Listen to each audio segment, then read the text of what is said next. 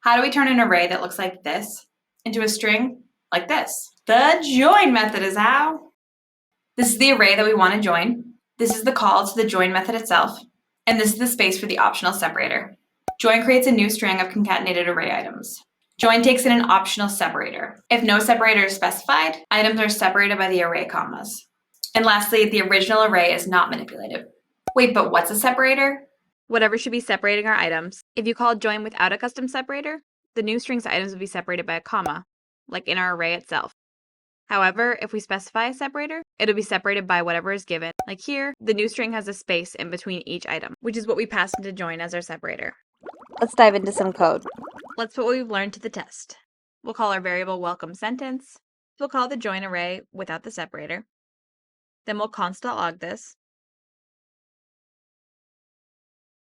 and run using node and see our strings separated by commas. Let's change the separator to an empty string, and we'll see that they're separated by nothing. If we change that to be a string with one space, we'll see they're then separated by a space. We can separate by characters as well. We can change this to a dash and see our items separated by a dash. We can also change this to a lot of spaces and see the separator change to that. You can also use join on number arrays or other types in the same way. We'll call our variable number string. Let's call join on this numbers array. Print the result to the console. Run using node, and see the comma separated items. And we can do the same thing that we did earlier, using an empty string as a separator, and seeing our number string with no separation, and then using a space as a separator, and seeing it join correctly.